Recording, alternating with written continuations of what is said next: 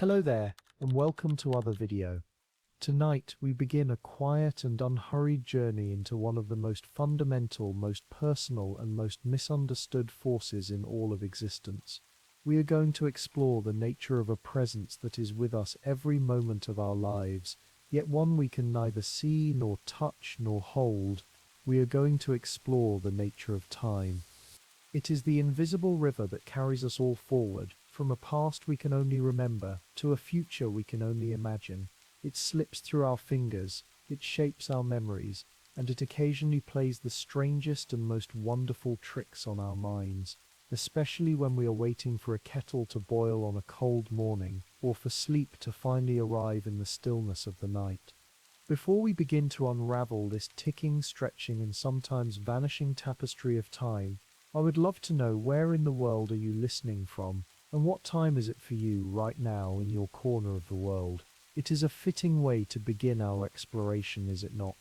A journey into the nature of time, and here we all are, scattered across the globe, across dozens of different time zones, yet all arriving at this single quiet moment together in our own unique slice of the clock. If you find this voyage soothing or intriguing, or simply a nice way to let the sharp edges of a long day soften and blur, I would be ever so grateful if you gave this video a like and perhaps subscribe to this channel. It truly helps this little corner of calm reach others who might also be in need of a peaceful pause in their busy lives. Now, my deepest hope is that this journey is not so fascinating that it keeps you awake, but if it does, well, at least you will have learned something new about the very fabric of the reality we inhabit, before you finally drift off. So I invite you now to settle in, get comfortable, allow your thoughts to slow down, to match the gentle pace of our exploration, and let us begin. Because somewhere between the seconds and the centuries, between our waking dreams and the deep of the night, lies the quiet and deeply strange story of time. Time has a funny and peculiar way of stretching and shrinking, doesn't it? An hour spent in a tedious meeting can feel like it contains several geological epochs, while an hour spent with someone you love or lost in a favorite piece of music can vanish in what feels like a fleeting, weightless instant. And yet, the clocks on our walls, the atomic vibrations that govern our technology, all march forward with a steady, relentless, and seemingly objective rhythm, second after second after second. So, what is going on? How can time feel so personal and flexible, and yet be, we are told, so absolute and rigid? The beginning of the answer to this profound question lies not in the distant clockwork motions of the stars, but much closer to home. It begins in the silent, intricate, and deeply mysterious universe that exists inside your own head. Our perception of time, that deep internal sense of duration, of when things start and when they end, is a surprisingly fluid and malleable thing. Psychologists and neuroscientists call it subjective time, and it is a reality that is constantly being sculpted, stretched, and compressed by the forces of our own minds, by our attention, by our emotions, and by the very way our brain chooses to write the story of our lives in the form of memory. In other words, the way you feel about time at any given moment can be very different from the way time is actually physically passing. Let us start with the strange, elastic, and deeply familiar oddity of waiting. Imagine yourself in a quiet room with nothing to do. The walls are a pale, featureless beige. The magazines on the table are ancient, their pages worn smooth by the hands of countless other waiters. The only sound is the slow, deliberate, almost judgmental tick-tock of a clock on the wall. 5 minutes in that room can feel like half an hour. That is because your brain, when it is starved of new and interesting information, when it has no external stimulation to focus on, turns its vast attention inward, and that intense internal focus on your own thoughts and feelings makes you acutely, almost painfully, aware of each passing second. You begin to notice the space between the ticks of the clock. You begin to feel the duration of every breath, and time, under this intense and unwelcome scrutiny, seems to slow to a thick, heavy, and sluggish crawl. Now let us contrast that with a completely different experience. Imagine yourself in a lively, joyful conversation with a dear friend. so engrossed that the rest of the world seems to fade away. Or imagine the experience of being completely lost in a creative act, painting, writing, playing an instrument. In those moments you are fully engaged, your attention is directed outwards, your brain busy processing a rich and constant and meaningful stream of information. And because it is so busy, it is not keeping a close watch on the clock. It is as if your mind's internal timekeeper says, "Ah, we are occupied with something wonderful. There is no need to count the seconds. I will just let this unfold." And so, time seems to dissolve. It loses its weight, its texture, its very presence. And before you know it, hours and hours have flown by in what feels like mere minutes. This is a state that psychologists have famously called flow, a state of deep and effortless immersion where our sense of self and our sense of time can seem to fade away, leaving only the pure, joyful experience of the present moment. The novelty of an experience also plays a powerful and crucial role in how we remember the passage of time. When you encounter something new or unfamiliar, your first day at a new job, a trip to a city you have never visited before, your brain has to work harder. It cannot rely on old routines or mental shortcuts. It has to take in extra information to process all the new sights and sounds and smells, and it stores these experiences as dense, rich and detailed memories. Later, when you look back on that period, your brain accesses this wealth of detailed mental footage, and it concludes that more time must have passed because so much happened. This is why our childhood summers can seem in our memory to stretch on for a beautiful eternity. For a child, the world is a constant, unending stream of new experiences. The brain is constantly learning, constantly exploring, constantly logging new information, and creating a dense and detailed archive of memories. As we get older, our lives often fall into predictable and comfortable routines. We drive the same route to work. We eat the same kinds of food. We see the same people. There are fewer truly new experiences, and our brains, which are incredibly efficient, get very good at compressing these routine memories. An entire uneventful week at the office might be stored as a single simple memory marker. Another week at work. And so when we look back at the end of a year, there are fewer distinct highlights, a much shorter reel of memories, and time in our recollection seems to have sped up, to be slipping away faster and faster with each passing year. Our emotions, too, are powerful sculptors of time. Scientific studies have shown that intense emotions, particularly fear and anxiety, can dramatically slow down our perception of a moment. There is a theory that during a sudden dangerous situation, a car accident, a sudden fall, our brain's amygdala, the center of our fear response, kicks into an overdrive mode of memory formation. It begins to record far more details per second than it normally would, capturing every fragment of the experience in high definition. Later, when we are safe and we play back that memory, it is so dense with information that it feels as if it happened in slow motion. It is not that time itself actually slowed down. It is that our brain's camera switched from taking simple snapshots to recording in ultra-high definition video, creating the powerful and persistent illusion of a stretched-out moment. So what is time, at least as we humans experience it? It is not a single objective thing. It is not just a number on a clock or the shadow of a sundial moving across a stone. It is a feeling, a perception. It is a beautiful and sometimes frustrating magic trick played by our memories and our attention. It is a deeply personal and wonderfully flexible reality. It changes with our mood, with our age, with our culture, and even with the language we speak. It speeds up when we are in love. It slows down when we are afraid. And sometimes when we are truly deeply present in a moment of joy or concentration, it seems to vanish altogether. And while physics may eventually explain to us what time is on the grandest, most cosmic of scales, our personal sense of time, our journey through our own subjective river of moments, will always be something that is deeply, wonderfully, and at times delightfully and maddeningly unreliable. It is a clock that is built not of gears and springs, but of thought and of feeling. For the vast majority of human history, time was not a number on a screen. It was a story told by the world itself. Our most ancient ancestors did not measure time. They lived within its great repeating rhythms. Their clocks were the grand celestial bodies moving in their slow, silent and perfect dance across the sky. The most fundamental of these rhythms was the simple and profound cycle of light and darkness.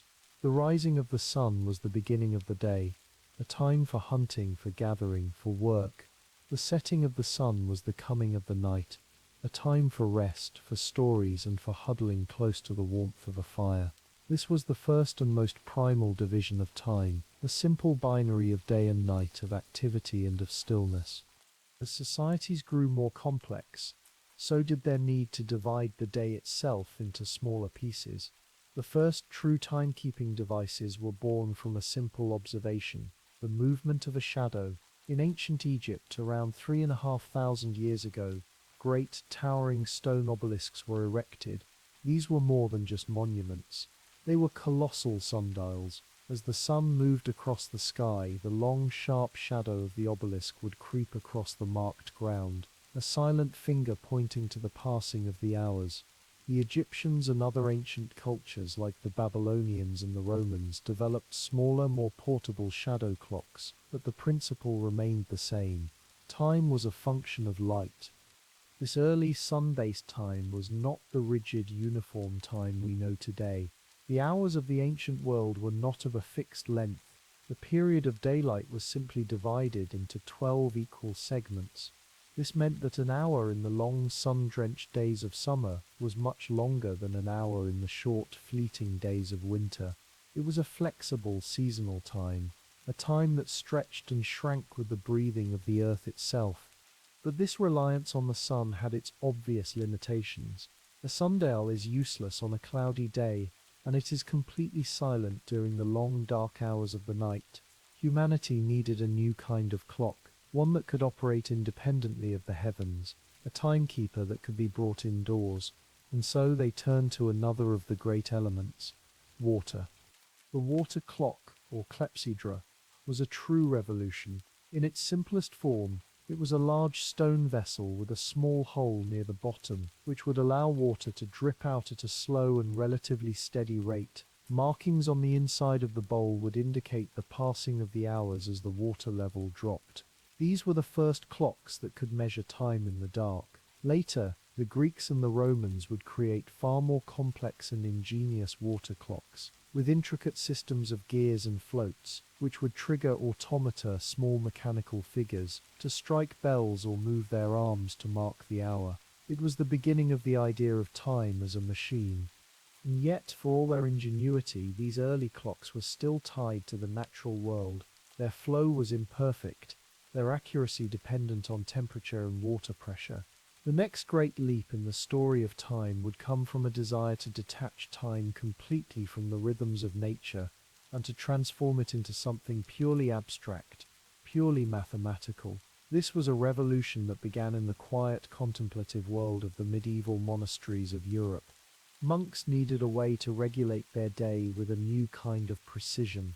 Their lives were structured around a strict schedule of 7 daily prayers, the liturgy of the hours, and they needed to be woken for vigils in the middle of the night. For this, a sundial or a simple water clock was not enough, and so in the high towers of their abbeys and cathedrals the first great mechanical clocks were born. These were not the small, delicate clocks we know today. They were colossal, room-sized machines, intricate tangles of iron gears, ropes, and heavy, falling weights, and at their heart was a new, revolutionary invention, the verge escapement. This was a clever mechanism, a small toothed wheel and a pivot that would catch and then release the energy of the falling weights in a series of small, regular and controlled steps, and with each release, the clock would make a sound, a sharp, distinct and strangely new sound. Tick-tock, tick-tock. This sound, which echoed out from the church towers across the towns and cities of late medieval Europe, was the sound of a new world being born. It was the sound of time being tamed. For the first time, time was no longer a silent, continuous flow. It was a series of discrete, identical and quantifiable units. It was a rhythm that was not natural but mechanical, and this new mechanical time began to change everything. The workday, which had once been defined by the sun, could now be divided into equal paid hours. Appointments could be made with a new precision, and society itself began to synchronize to the steady, impartial beat of the clock. This quest for precision became an obsession. In the 17th century, the brilliant Dutch scientist Christian Huygens, inspired by the regular swing of a pendulum, created the pendulum clock. It was a breakthrough that increased the accuracy of timekeeping from a matter of minutes per day to a matter of seconds, and in the 18th century the great unsolved problem of navigation at sea, the problem of determining longitude, was finally solved by an English carpenter and self-taught clockmaker named John Harrison. After decades of obsessive work, he built a marine chronometer, a clock so robust and so precise it could keep near-perfect time on the violent rolling deck of a ship at sea, allowing sailors for the first time to know their exact position on the globe. With these incredible inventions, humanity had seemingly achieved its goal. It had created a time that was external, objective, and universal. And this new, mechanical, and perfectly predictable time provided the perfect foundation for the scientific vision of the universe's greatest architect, Sir Isaac Newton. In his great work, the Principia Mathematica, Newton laid out his laws of motion and universal gravitation, and to do so he needed a concept of time that was just as steady, just as reliable, and just as predictable as the clocks that were now ticking in the towers and observatories of Europe. And so he formalized the idea of absolute time. Let us linger on this powerful and beautiful idea. For Newton, time was not a product of the world, it was the backdrop for the world. He imagined time as a single great invisible river, flowing at a constant and unchanging speed everywhere in the universe, and for all eternity. This river of time was absolute. It did not speed up or slow down. It was not affected by motion, by gravity, or by anything else. It was the universal divine clockwork, the steady, impartial metronome, against which every event in the history of the cosmos could be measured. This vision of a clockwork universe, governed by predictable laws and unfolding against a backdrop of absolute time, was a profoundly comforting and powerful one. It brought a sense of order and reason to a universe that had often seemed chaotic and mysterious. And for over 200 years it was the undisputed foundation of all of science. As you drift now, deeper into the quiet of the night, imagine this great silent river of absolute time. See it flowing steadily and serenely from the beginning of all things to the end. It is a beautiful, orderly, and deeply peaceful vision of the cosmos. Humanity, in its long and patient search for a time it could trust, had finally found one. For 2 centuries we lived comfortably within this clockwork universe of Isaac Newton. Time was a single great river, flowing at the same speed for everyone. It was a simple, elegant, and powerful idea, and for everything on earth, from a falling apple to a rising tide, it seemed to be true. But as our science began to probe the universe at its extremes, at speeds approaching the very limit of light itself, we began to notice that the great universal clock had a problem. It did not tick the same for everyone. The single great river of time, it turned out, was not a river at all. It was a fabric, one that could be stretched and squeezed and warped. The age of absolute time was about to end. The age of Einstein and of relativity was about to begin. Our story now takes us to the early years of the 20th century, to the quiet, cobbled streets of Bern, Switzerland, and to a young, unassuming patent clerk, a man with a rebellious spirit, a deep and playful curiosity, and famously unruly hair. His name was Albert Einstein. During the day he would examine technical drawings for new inventions, but in his spare moments in his mind he was conducting some of the most profound and revolutionary thought experiments in the history of science. He was not just thinking about the universe, he was reimagining its very foundations, and his first target was Newton's great absolute river of time. Einstein began with a simple but deeply paradoxical observation about the nature of light. Experiments in the late 19th century had shown something incredibly strange. The speed of light in a vacuum is always the same, for everyone, no matter how fast they are moving. This seems at first to be a complete violation of common sense. Imagine you are in a car driving at 50 miles per hour. If you throw a ball forward, someone standing on the side of the road would see the ball moving at its thrown speed, plus the 50 miles per hour of the car. But light does not behave this way. If you are in that same car and you turn on your headlights, the light from those headlights does not travel at the speed of light plus 50 miles per hour. It travels at the speed of light, and if a spaceship were to fly past you at half the speed of light and turn on its headlights, the light from that spaceship would still travel at the exact same speed of light. This is the unbreakable universal speed limit. It is the one fixed and absolute constant in the entire cosmos. And Einstein realized that if the speed of light is the one thing that never changes, then something else, something we thought was absolute, must be flexible. And that something is time. This was the heart of his special theory of relativity.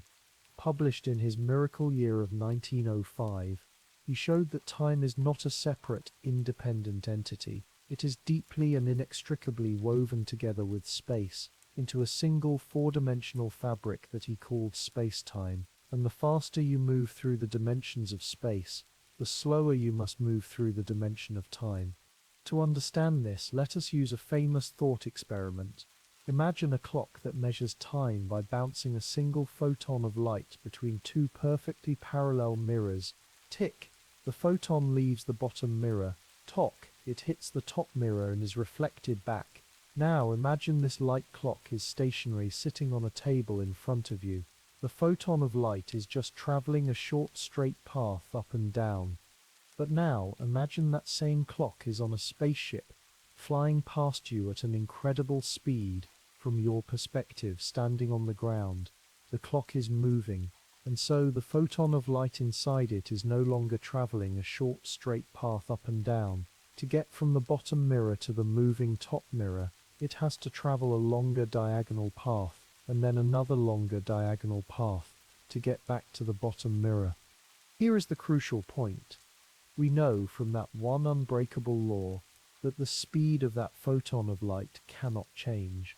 It is always the same, so if the photon has to travel a longer distance but its speed is fixed, then it must take a longer amount of time to complete its journey. The tick-tocks of the moving clock, from your perspective, are happening more slowly than the tick-tocks of the clock sitting on your table. Time itself on that fast-moving spaceship has slowed down. This is the phenomenon of time dilation. This is not a trick. It is not a psychological illusion. It is a real physical property of the universe. The faster you move through space, the slower you move through time. This effect has been measured and confirmed countless times. The atomic clocks on fast-moving airplanes and GPS satellites really do tick more slowly than clocks on the ground. Particles called muons, which are created in the upper atmosphere and have a very short lifespan, are able to survive the journey down to the Earth's surface only because their incredible speed slows their internal clocks down, extending their lives from our frame of reference. This leads to the famous and deeply poignant twin paradox. Imagine two identical twins. One stays on Earth while the other boards a spaceship and travels to a distant star at near the speed of light, and then returns. When the traveling twin steps out of her spaceship, she will be physically, biologically younger than the twin who stayed behind. For her, only a few years may have passed, but for the twin on Earth, decades or even centuries may have gone by. She has not just traveled through space, she has traveled into Earth's future. But Einstein was not finished. For 10 more years he wrestled with an even deeper problem: how to incorporate gravity into this new flexible vision of space-time. And in 1915, he published his masterpiece, The General Theory of Relativity, and it revealed that it is not just speed that can warp time, it is gravity itself. General relativity describes gravity not as a force that pulls, but as a curvature in the very fabric of space-time, a curvature caused by the presence of mass and energy. Let us return to our analogy of a vast, stretchy trampoline. A massive object, like the sun, is like a heavy bowling ball placed on the trampoline. It creates a deep, curved dimple in the fabric, and a smaller object, like the Earth, is like a marble rolling around that curve. That is what an orbit is. Now imagine that the dimension of time is also part of this fabric, where the fabric is stretched most deeply by gravity. Time itself is stretched out. Time literally runs more slowly in a stronger gravitational field. The deeper you are in a gravity, well, the slower your clock ticks relative to a clock that is further away. This is gravitational time dilation, and like the effects of speed, it is a real and measurable phenomenon. The atomic clocks on GPS satellites, which are orbiting high above the Earth in a weaker gravitational field, actually tick slightly faster than clocks on the surface. If our GPS systems did not constantly correct for this relativistic effect, their calculations would be off by several miles every single day. Our modern daily lives literally depend on our understanding that Newton's absolute universal time is not real. To see this effect at its most extreme, we must travel to the edge of a black hole. Here, gravity is so immense that space-time is warped into an almost infinite curve. If you were to watch a friend fall into a black hole, you would see a very strange thing. As they approach the event horizon, the point of no return, their time from your perspective would seem to slow down and down and down. You would see them move in ever slower motion, their image getting redder and dimmer, until they seem to freeze forever at the edge. But for your friend, time would be passing normally. They would cross the event horizon in a finite amount of time and continue their journey to the singularity at the center, where time as we know it finally ends. So, what does this all mean? It means that the single great universal river of time that Newton envisioned does not exist. There is no master clock for the universe. Time is personal, it is local, it is relative. Every observer, every planet, every galaxy carries its own clock, and the rate at which that clock ticks depends entirely on its motion through space and its position in a gravitational field. The story of time is not a single linear narrative. It is a vast, interconnected and beautifully complex tapestry of different temporalities, all woven together into the flexible, dynamic fabric of space-time. As you drift now deeper into the quiet of the night, let go of the idea of a single universal now. Imagine the universe as a great, dark and gentle sea, with countless different currents of time all flowing at their own pace. Some are fast, some are slow, and you in this moment are simply floating in one of those currents. On your own unique journey through space-time, the age of absolute time is over. The age of relativity has begun, and the universe has become a much stranger and much more wonderful place. Of course, we will now continue with the next chapter of our journey. I will respect your request, ensuring this next part is a longer, more detailed, and more expansive exploration of our subject, following the exact style and pacing you have approved. Part 3 of our journey took us into the strange and flexible world of Albert Einstein.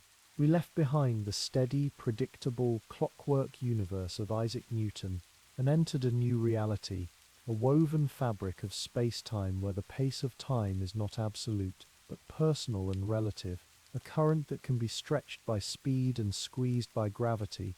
But Einstein's revolution, as profound as it was, left an even deeper mystery untouched.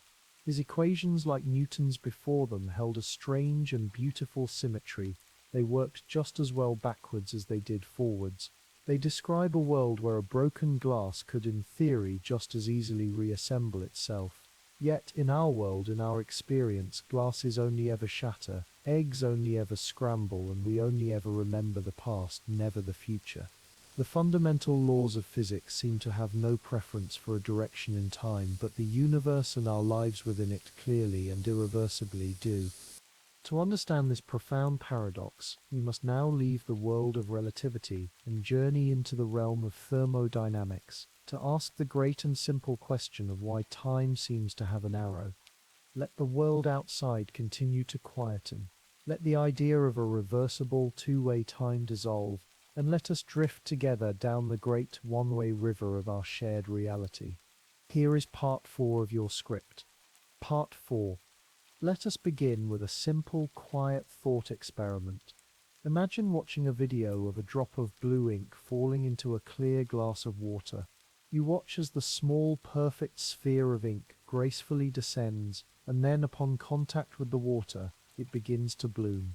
It unfurls in beautiful, intricate, swirling tendrils of blue, slowly and chaotically spreading throughout the glass, until the entire body of water is a uniform, pale blue. It is a beautiful, natural, and entirely familiar process. Now, imagine watching that same video in reverse. You see a glass of pale blue water, and from its uniform color, strange, ghostly tendrils of a deeper blue begin to coalesce. They swirl and dance, pulling themselves together, contracting until they have gathered all the color from the water into a single, perfect, suspended drop of ink, which then leaps gracefully out of the water and back into the dropper above. This reverse video would feel strange. It would feel impossible. It would feel like magic. And yet, if you were to look at the microscopic interactions of the individual water molecules and ink molecules, the laws of physics that govern their collisions would work perfectly well in either direction, forwards or backwards. So why is it that in our universe the ink only ever spreads? Why do eggs only ever break? Why do buildings only ever crumble into dust, and dust never spontaneously assembles itself into a building? Why does time in our macroscopic world seem to have a preferred direction, a one-way street, leading only from the past to the future? This is the mystery of the arrow of time. It is a term coined by the great British astrophysicist Sir Arthur Eddington to describe the profound and profoundly obvious asymmetry of time in our everyday lives. And the best physical explanation we have for this one-way flow is not found in the laws of motion or gravity, but in one of the most powerful and most misunderstood laws in all of science, the second law of thermodynamics. At its heart, the second law is a simple statement about probability. It says that in a closed system like our universe, the overall level of disorder or randomness will always tend to increase over time. The scientific name for this disorder is entropy, and the second law simply states that the total entropy of the universe is always increasing. Things left to their own devices will always move from a state of order to a state of disorder. To understand this, let us use a gentle and powerful analogy. Imagine you are on a beach, and you have spent a long and patient hour building a magnificent, intricate sandcastle. It has towers and walls and a moat. It is a highly ordered, complex and specific structure. There is only one way for all those billions of grains of sand to be arranged to form your perfect sandcastle. This is a state of very low entropy. It is a state of improbable order. Now imagine a gentle gust of wind or a single soft wave from the sea. The castle begins to crumble. The towers fall, the walls collapse, and soon all that is left is a random, messy, and unremarkable heap of sand. This is a state of very high entropy, the state of disorder. And here is the crucial point. There are trillions upon trillions of ways for those grains of sand to be arranged into a random heap, but there was only one way for them to be arranged into your specific sandcastle. The universe does not have a will or a desire for things to be messy. It simply and always moves in the direction of the most probable outcome, and there are always vastly more ways for things to be disordered than there are for them to be ordered. The universe is just playing the odds. A sandcastle will always eventually become a heap of sand. A scrambled egg will never on its own become an unscrambled egg. A drop of ink will always spread through the water. And this, in its beautiful simplicity, is the arrow of time. The reason we experience time as flowing in one direction is because we are living in a universe that is on a one-way journey from a state of low entropy to a state of high entropy. The past is by definition the time when things were more ordered. The future is the time when things will be more disordered. The flow of time is nothing more, nothing less than the universe's slow, steady, and majestic slide into its most probable, most disordered state. This thermodynamic arrow of time is the master arrow, from which all the other arrows of time that we experience seem to emerge. There is the psychological arrow of time, the fact that we remember the past but not the future. This is a direct consequence of entropy. The very act of forming a memory in your brain is an entropy-increasing process. It requires energy. It creates new complex neural connections. It leaves a physical trace. It is a process that moves from a simpler state, no memory, to a more complex and disordered one, a memory. We cannot remember the future because the irreversible entropy-increasing process of forming that memory has not yet occurred. There is also the cosmological arrow of time, the expansion of the universe itself. The fact that the universe is growing larger, cooler, and more diffuse is in itself a movement towards a more disordered state. The energy of the Big Bang, once concentrated in a single incredibly ordered point, has been spreading out and dissipating for 13.8 billion years, a perfect and colossal example of entropy in action. But this brings us to the deepest and most profound mystery of all. If the second law of thermodynamics dictates that the universe is always moving towards a state of greater disorder, then it must have a logical and inescapable consequence. The universe must have begun in a state of almost perfect and almost unimaginably improbable order. To give time its arrow, the universe had to have a beginning that was a state of incredibly low entropy. The very early universe, just after the Big Bang, must have been the ultimate uncracked egg, the perfectly ordered sandcastle, the perfectly stacked deck of cosmic cards. And this is precisely what our observations of the cosmic microwave background seem to show, a universe that was remarkably smooth, simple, and uniform. Why? Why did our universe begin in this highly specific, incredibly ordered, and statistically miraculous state? This is now one of the biggest unsolved questions in all of physics. We have no definitive answer. Some physicists believe it may have to do with the specific conditions of cosmic inflation. Others wonder if our Big Bang was just one event in a much larger cyclical multiverse, where states of low entropy can occasionally emerge from the chaos by pure chance, over even vaster timescales.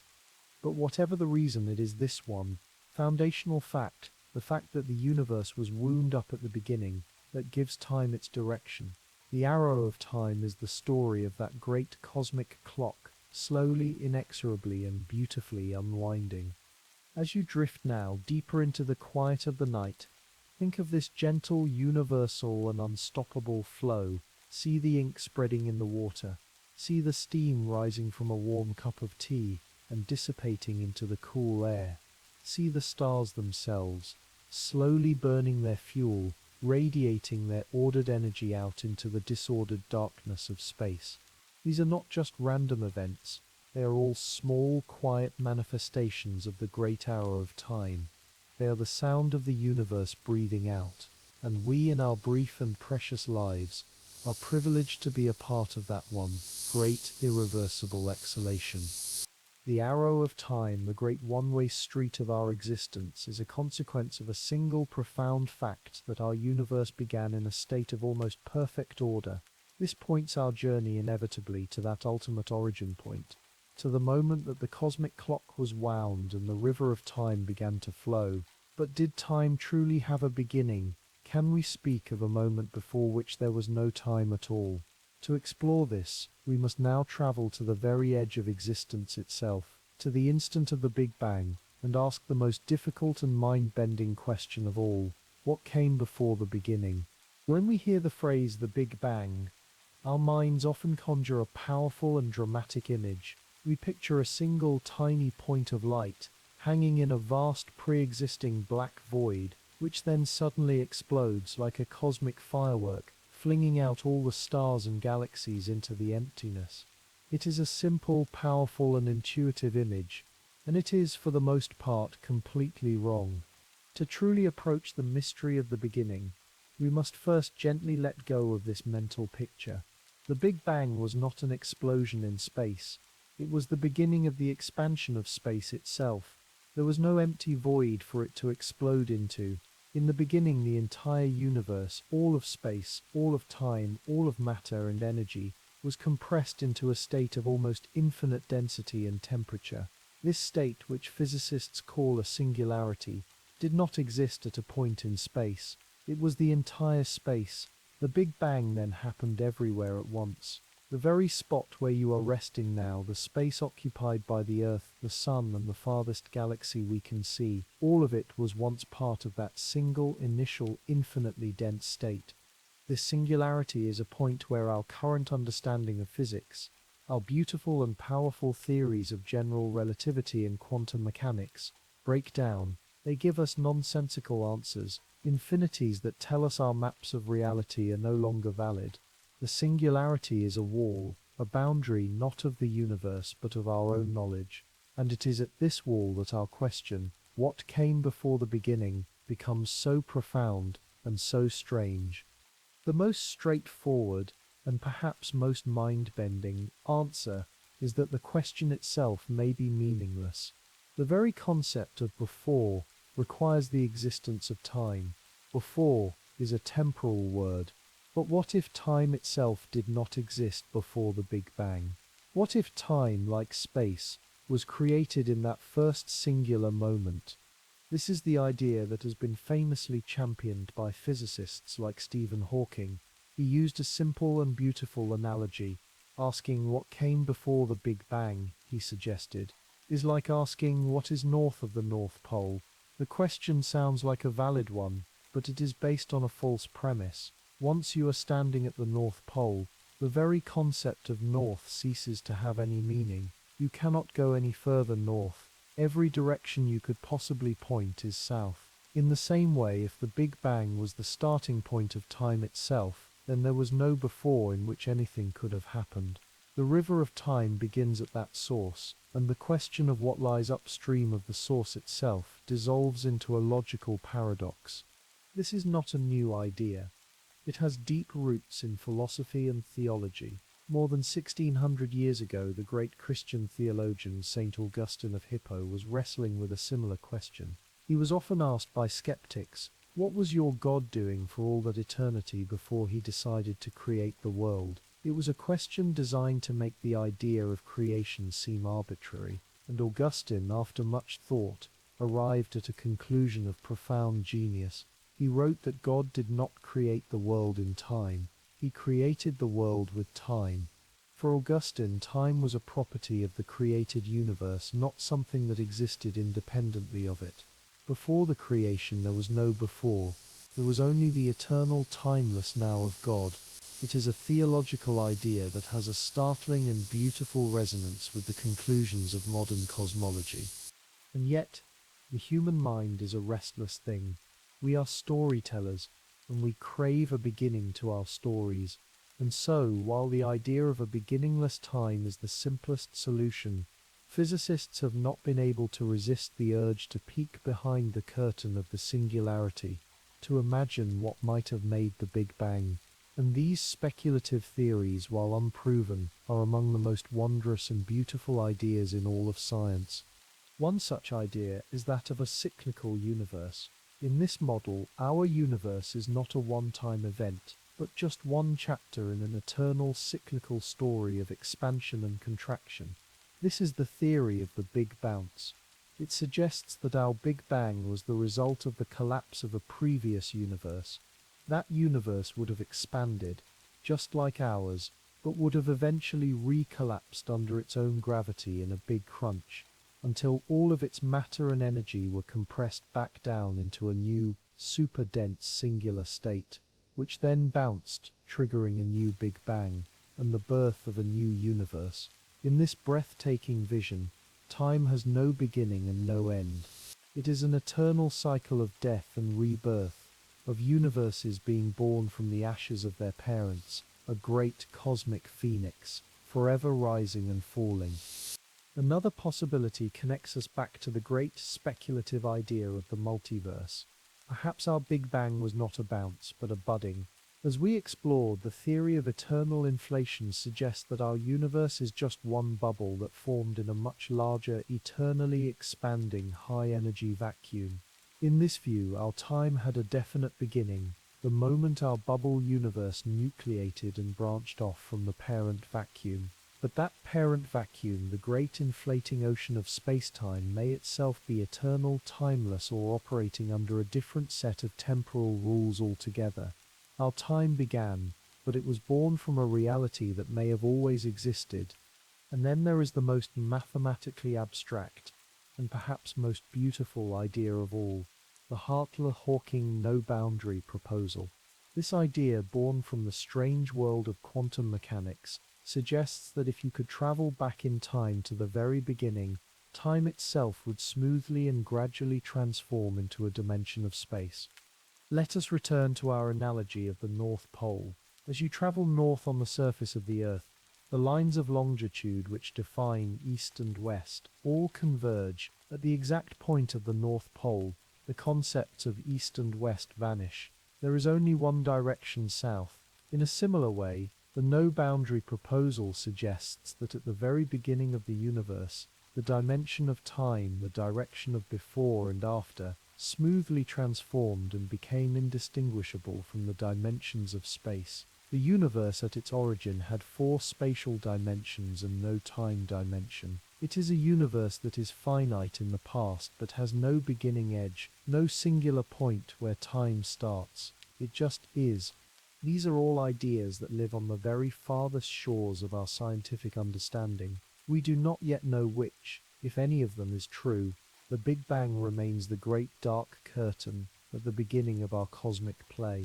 What we know with a great deal of certainty is that our universe of space and time, the great expanding cosmos we inhabit, did indeed begin its current phase in a state of incredible heat and density 13.8 billion years ago, and the arrow of time, the great one-way river of entropy, began its long and patient flow from that moment. As you drift now into a deeper and more peaceful state of rest, let your mind float in this profound mystery. Let go of the need for a simple beginning. Imagine the universe not as a story with a first page, but perhaps as a sphere with no starting point, or as a single beautiful wave in an eternal ocean. The beginning of our time is a place where our physics breaks down, but where our sense of wonder can truly begin. It is the ultimate origin story, a moment so profound that it lies at the very intersection of science, of philosophy, and of the sacred. The Big Bang represents the mystery of time's beginning, a point of infinite density from which our entire cosmic story unfolded. But if time had a beginning, does it also have an end? Our journey into the far future has already shown us the slow, gentle fading of the cosmos in a big freeze. But our own universe contains places where time behaves even more strangely, places where the flow of time seems to slow, to stretch, and to stop altogether, places where the very fabric of reality is torn.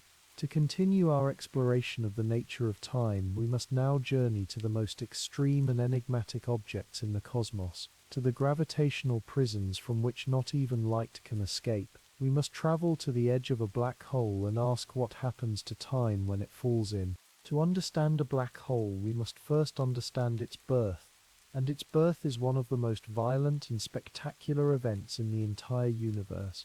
Our journey begins with a star, a true giant, a supergiant star, many, many times more massive than our own sun. For millions of years, this star has lived a brilliant and furious life, a colossal nuclear furnace, fusing lighter elements into heavier ones in its core, and in doing so creating the immense outward pressure that holds its own colossal gravity at bay. But this cannot last forever. Eventually the star begins to run out of fuel. The nuclear fire in its core begins to sputter and die, and in that moment the great balancing act that has defined its entire life comes to an end. The outward push of the fusion furnace is no longer strong enough to resist the relentless inward crush of its own immense gravity, and the star begins to collapse. The core of the star implodes with a speed and a violence that is almost instantaneous. In less than a second, a core the size of the Earth is crushed down to a ball just a few miles across. This catastrophic collapse triggers a shockwave that rips back out through the star's outer layers, blowing the vast majority of the star's material out into space in a single titanic explosion. This is a supernova. For a few brief weeks, this single dying star can outshine an entire galaxy of billions of stars. It is one of the most brilliant and energetic events in the cosmos. But our story is not with the explosion, it is with what is left behind.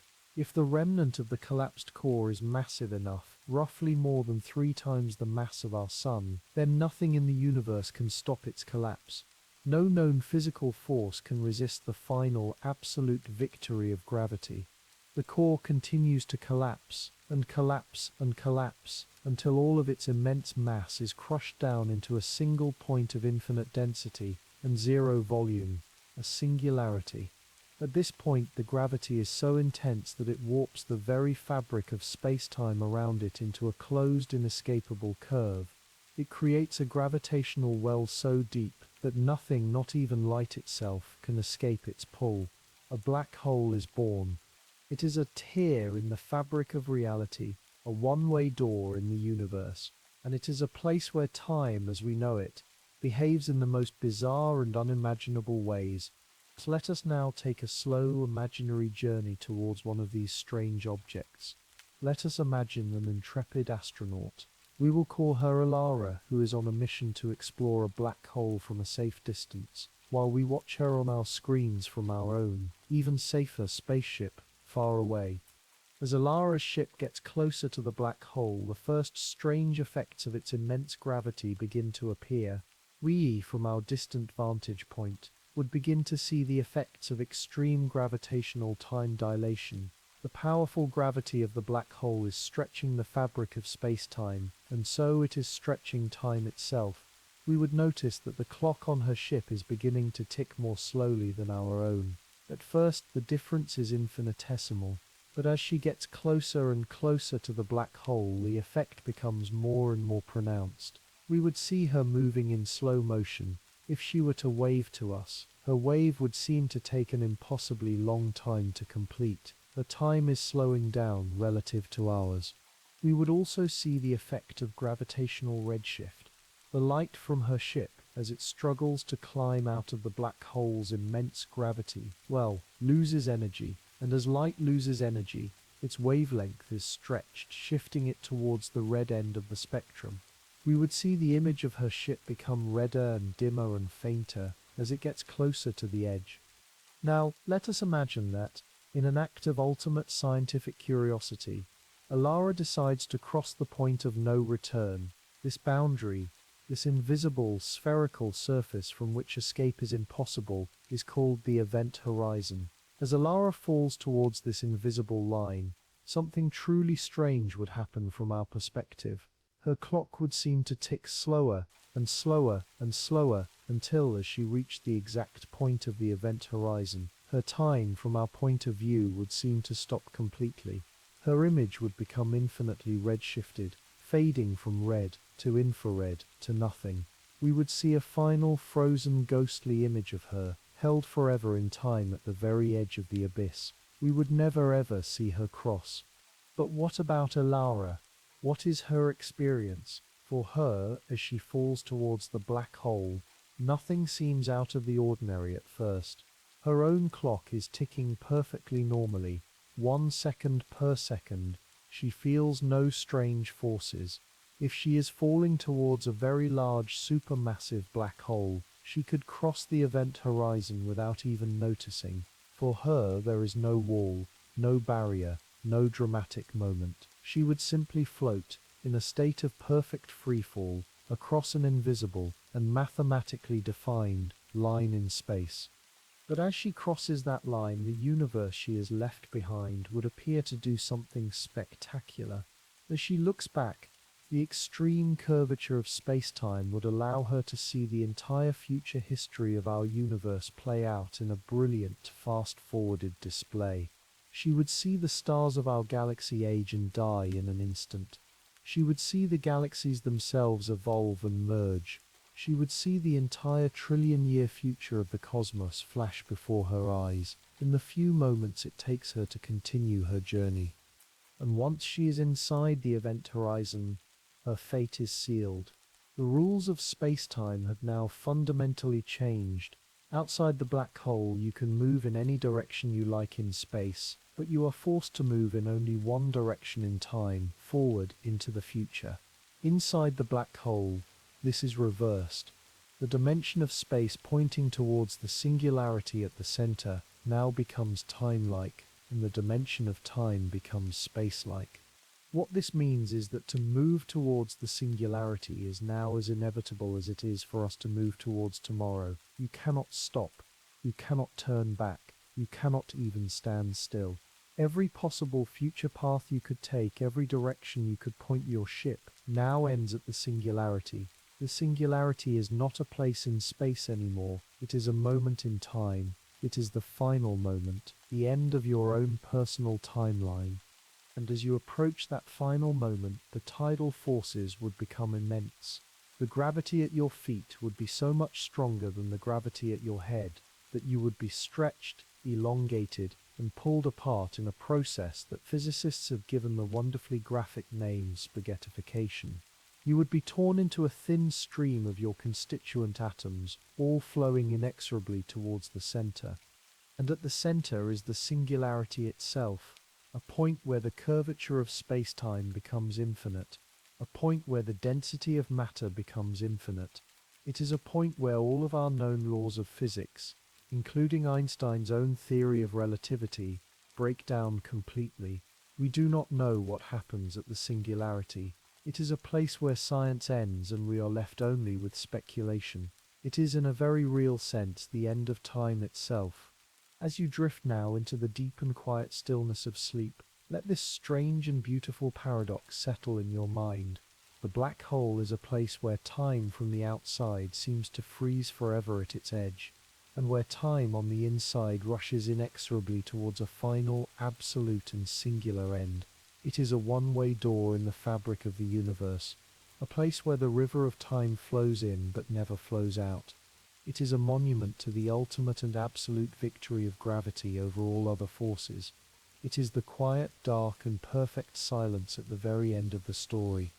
The black hole represents time's final absolute end, a point of infinite density where the river of moments simply ceases to flow. It is the ultimate mystery on the largest of scales.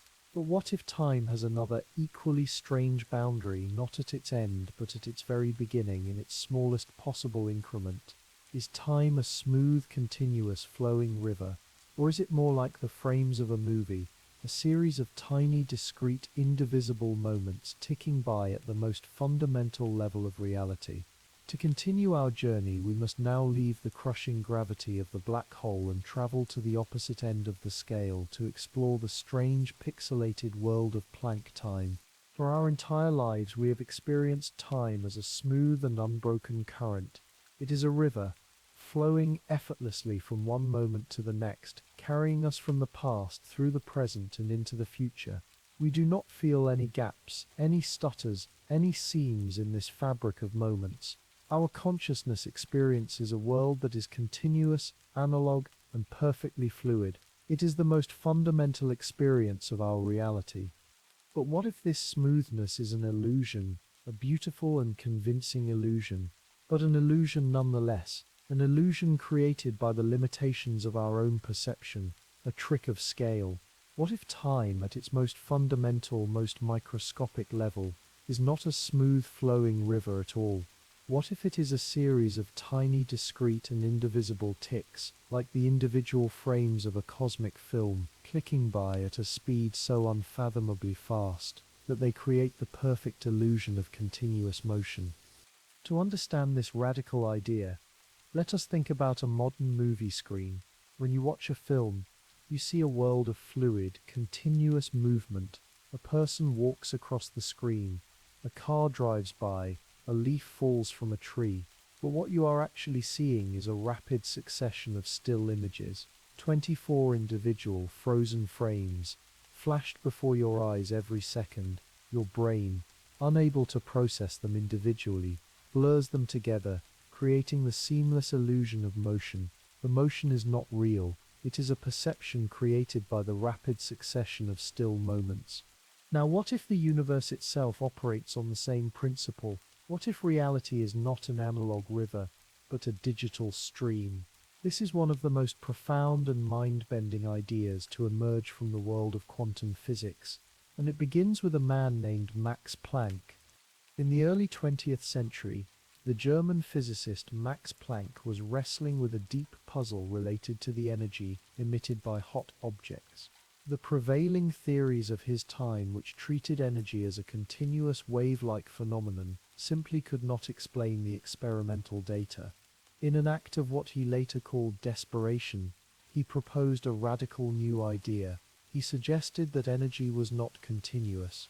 He proposed that it could only be emitted or absorbed in tiny discrete packets or bundles. He called these packets quanta. This was the birth of quantum mechanics, and it was the first great hint that the universe at its deepest level might be granular or pixelated, rather than smooth.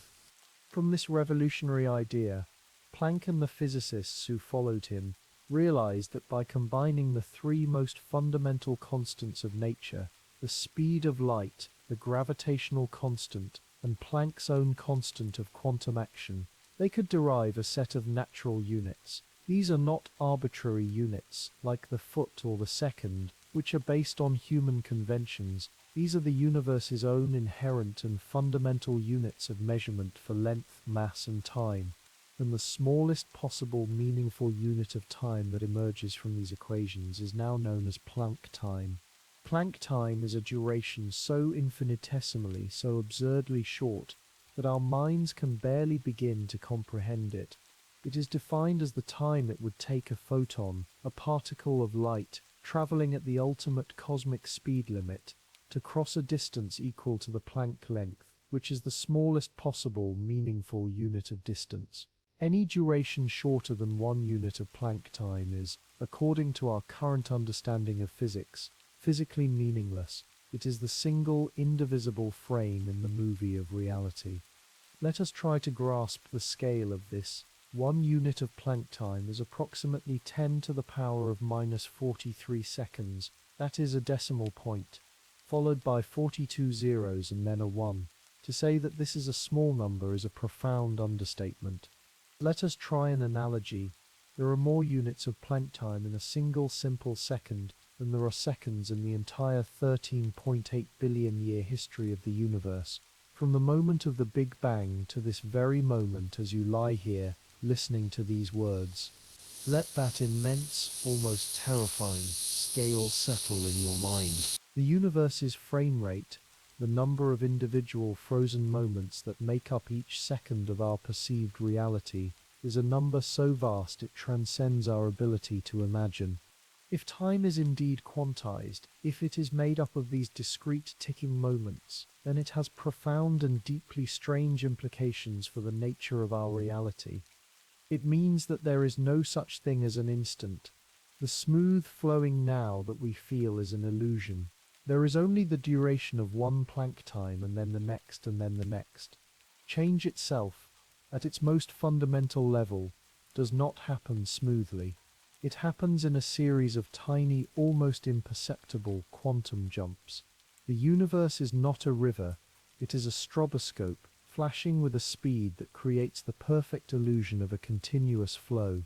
It also means that there is a fundamental limit to our knowledge of the universe. Below the scale of the Planck time and the Planck length, our current laws of physics, including Einstein's beautiful theory of general relativity, with its smooth geometric fabric of space-time, simply break down. This is the realm where the quantum foam that we have spoken of before is thought to exist, a chaotic, probabilistic world where space and time are no longer coherent concepts.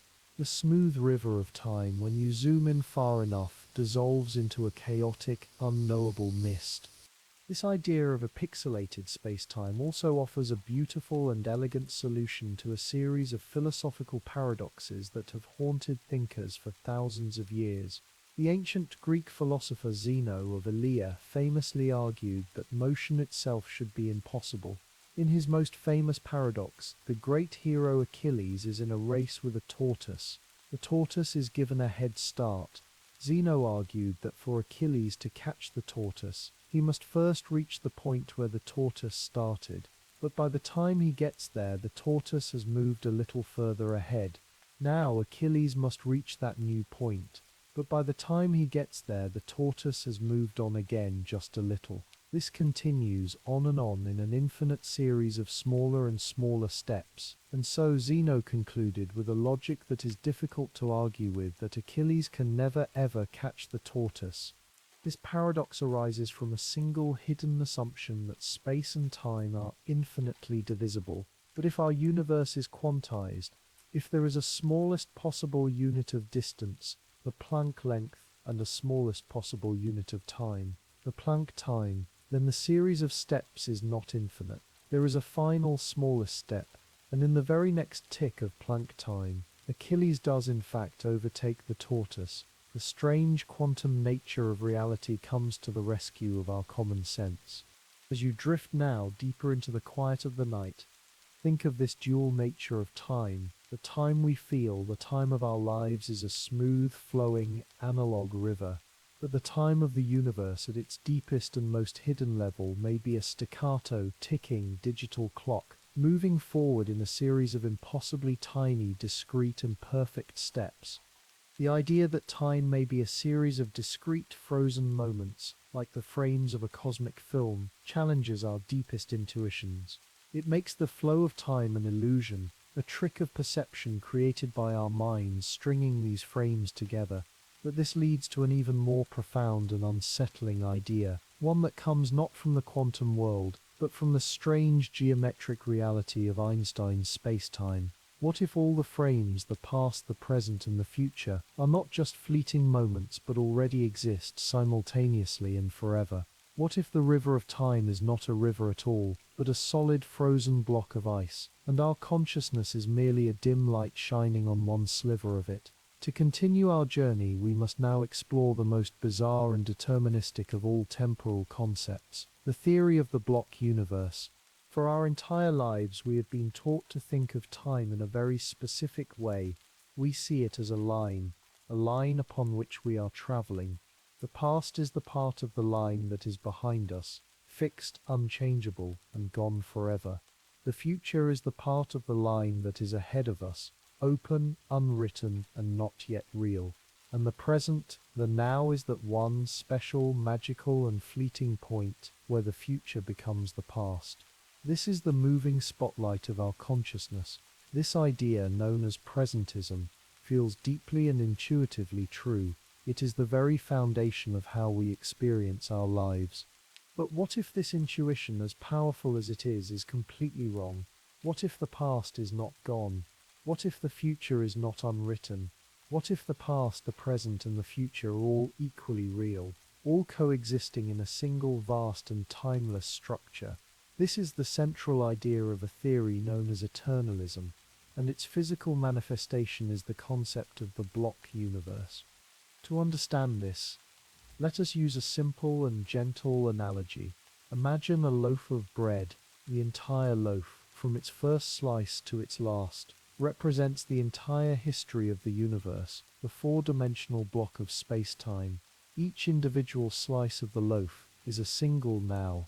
It is a complete three-dimensional snapshot of the entire universe at one particular moment in time. The very first slice of the loaf is the Big Bang. The very last slice is the final cold state of the Big Freeze, and every single moment in between. The formation of the first stars, the birth of our own sun, the age of the dinosaurs, the moment of your own birth, this very moment right now as you listen to these words, and every moment that you will ever live in your future, is just another slice, already existing, silent and complete within the loaf. In this view, the flow of time that we experience is an illusion. Our consciousness is like a small spotlight, slowly moving along the loaf, illuminating one slice at a time. The slice that is currently under the spotlight is what we call the present. The slices the spotlight has just passed over are what we call the past, and the slices that are still in the dark, further down the loaf, are what we call the future. But just because our light is only shining on one slice, it does not mean that the other slices do not exist. The entire loaf is already there. The past, the present, and the future are all equally real, all existing simultaneously as part of this great four-dimensional block of space-time. This is a profoundly strange and unsettling idea, but it is not just a philosophical fancy. It is a conclusion that arises directly from the strange reality of Einstein's theory of relativity. As we explored in our previous chapter, Einstein showed us that time is not absolute. The rate at which time passes depends on your motion. This leads to a strange phenomenon known as the relativity of simultaneity. What this means is that two different observers, moving at different speeds, will have a different definition of what is happening now across the universe. Let us imagine a thought experiment. You are standing on Earth, and far away, on a spaceship traveling past at a very high speed, is your friend. At the exact midpoint between the two of you, a star explodes in a supernova. From your perspective, the light from that supernova reaches both you and your friend at the exact same time. The two events, the light reaching you and the light reaching your friend, are for you simultaneous. They happen in the same now. But for your friend who is moving, the situation is different, because they are traveling towards the light that is coming from in front of them, and away from the light that is coming from behind. They will see the light from the supernova at a different moment than you do. Their definition of a single slice of now across the universe will be tilted relative to yours. What you consider to be the present might for them be a mixture of your past and your future. The profound implication of this is that if there is no single universal objective now that everyone in the universe can agree on, then the idea of the present being a special, uniquely real moment collapses. If my now can be in your past and your now can be in my future, then all moments past, present, and future must be equally real. They must all coexist. The universe cannot be a single flowing river. It must be a solid, pre-existing block. This idea, if it is true, has two beautiful and deeply comforting implications. The first is that the past is not gone. It has not vanished into a non-existent void of memory.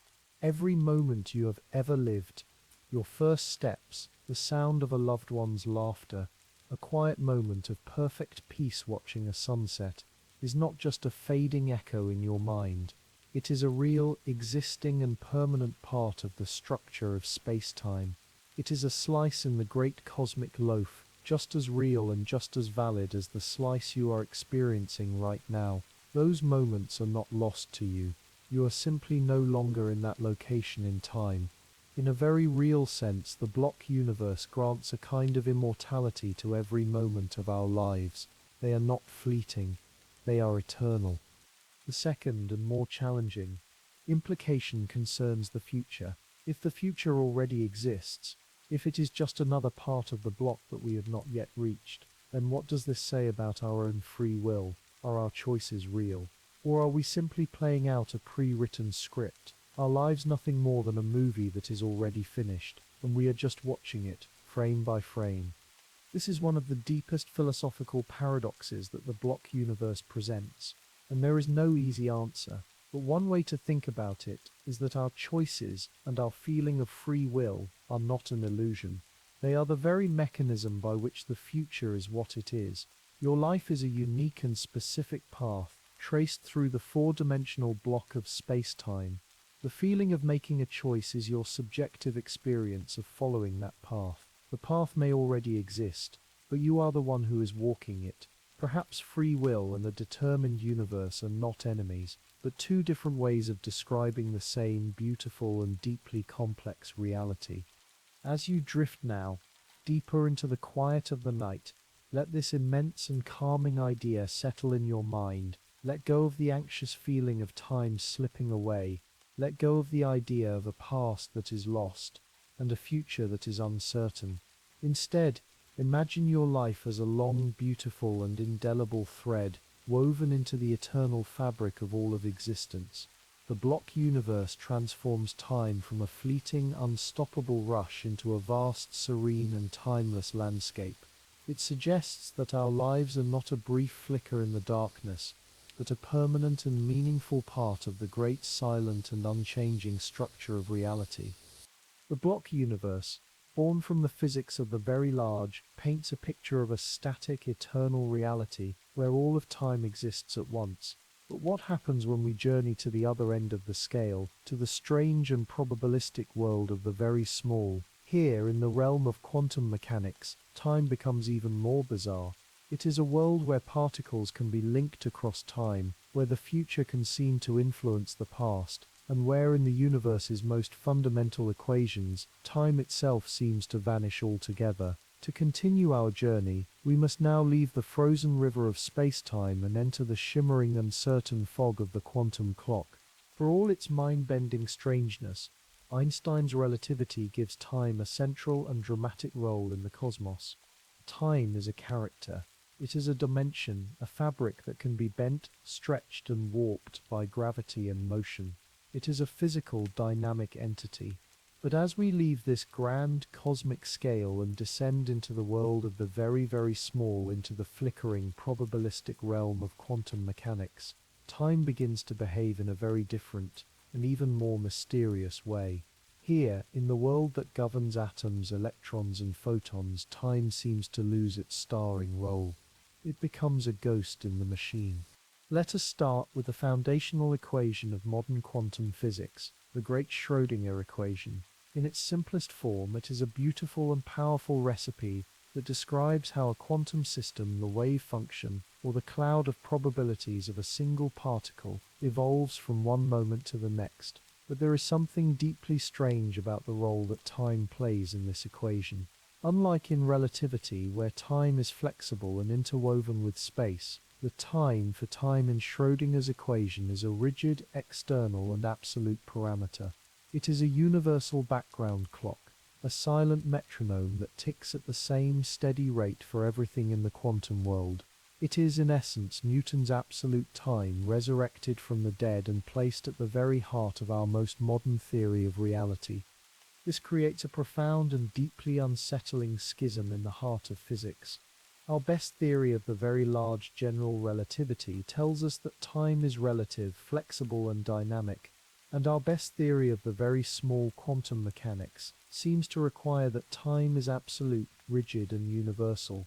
These two great pillars of modern science are built on fundamentally contradictory concepts of time, and this conflict comes to a head when physicists try to do the one thing they want to do more than anything else: unite the two theories into a single beautiful theory of everything, a theory of quantum gravity.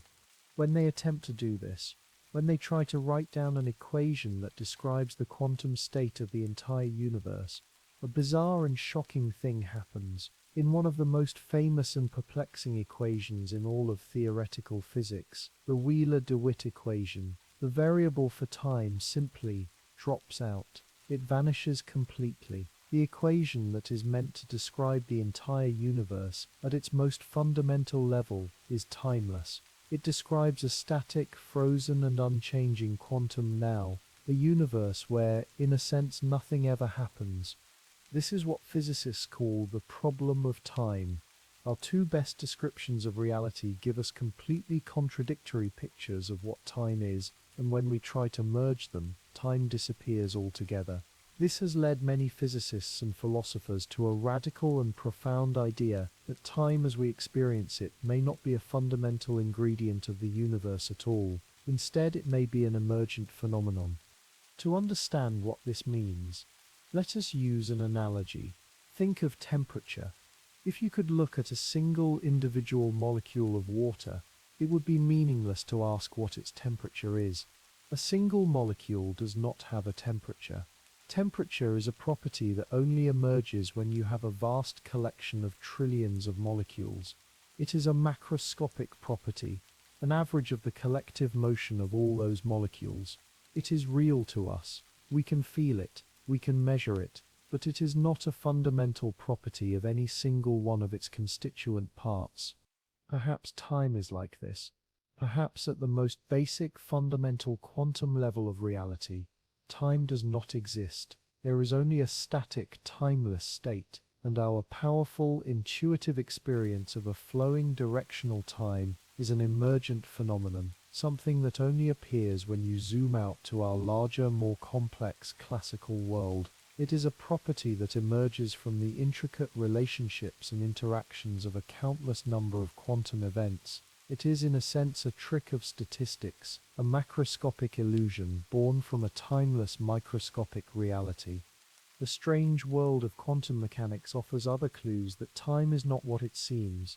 Consider the phenomenon of quantum entanglement, which Einstein famously called spooky action at a distance.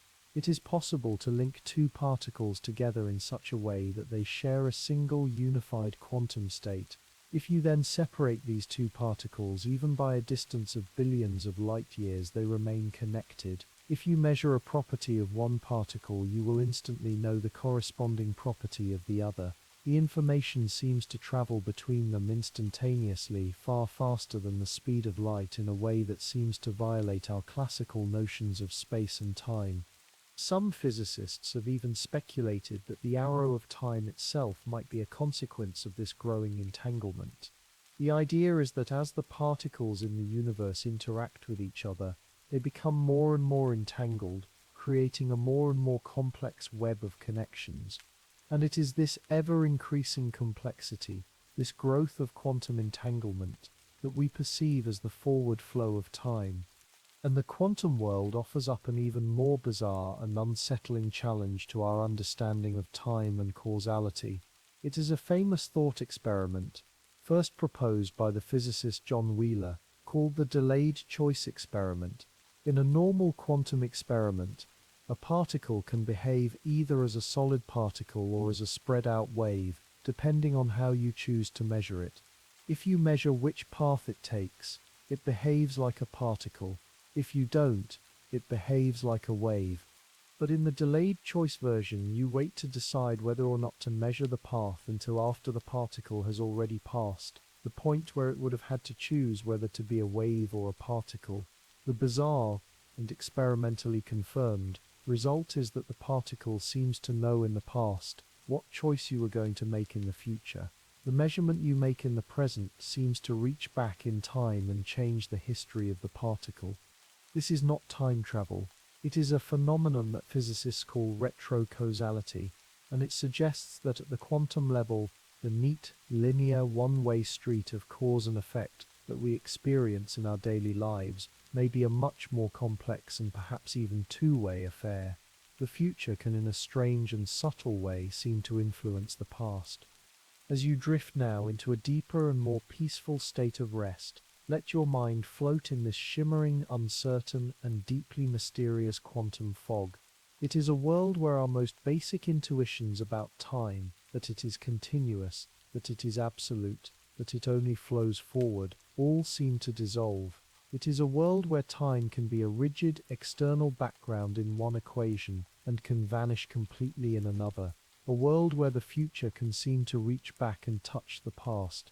It suggests that our firmest and most intuitive sense, the feeling that time is a great flowing river, may be the most beautiful and most profound illusion of all. This raises a profound question. If the flow of time is not a fundamental law of the universe, then where does our powerful shared experience of it come from? The answer, it seems, may lie not in the stars or in the atoms, but in ourselves.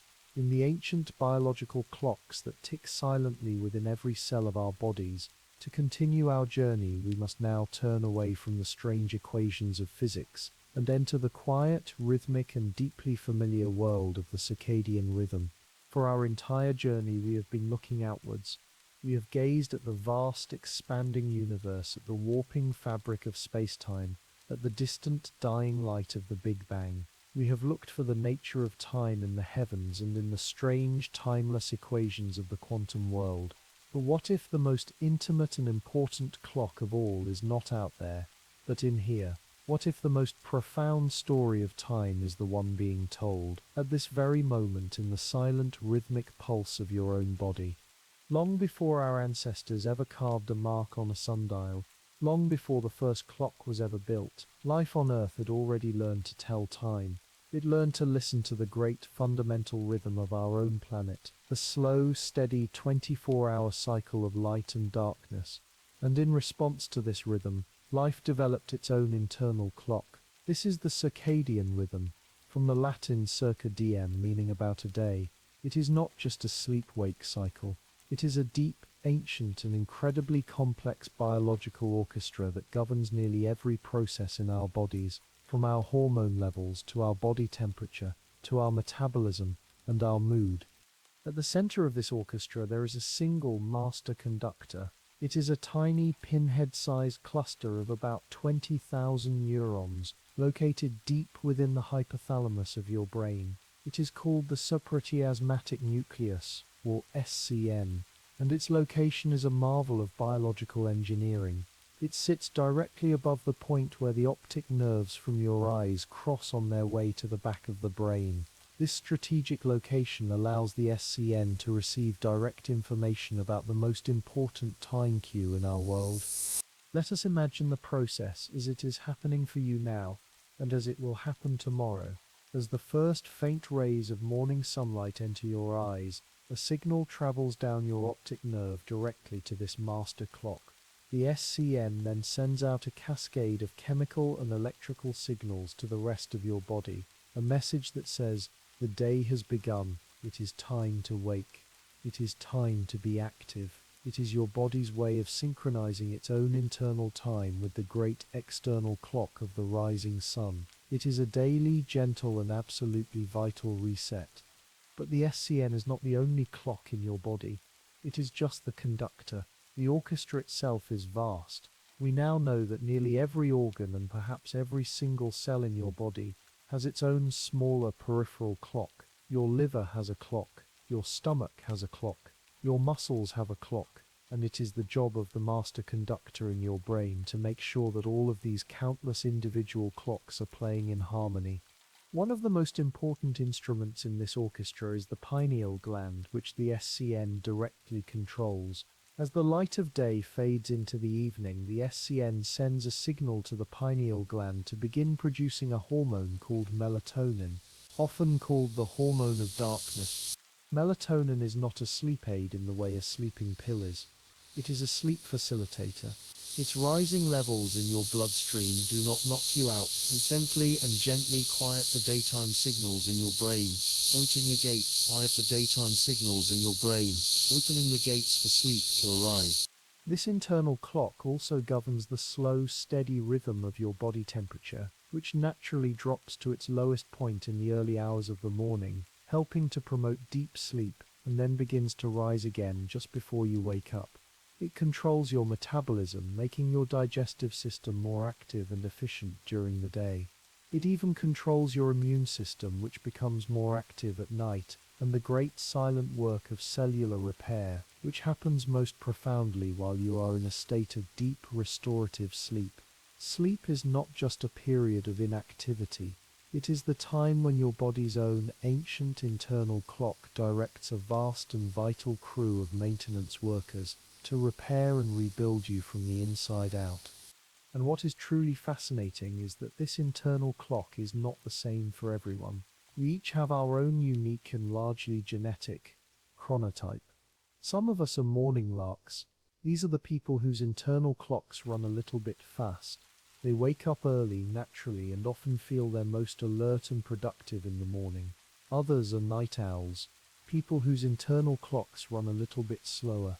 They struggle to wake up in the morning, but they come alive in the evening, hitting their peak of creativity and alertness just as the rest of the world is winding down. In our modern world, this has created a new and very modern problem: social jet lag. Our society, with its 9-to-5 workday and its early school start times, is a society that is built by and for the morning larks. For the natural night owls, this means they are in a constant state of low-level jet lag, their internal biological time constantly at war with the external social time that is demanded of them. And this ancient biological rhythm is easily disrupted by our modern world. When we travel across time zones, our master clock in the brain might adjust to the new light-dark cycle in a day or two, but the peripheral clocks in our organs can take much longer to catch up, leading to that familiar disorienting feeling of jet lag.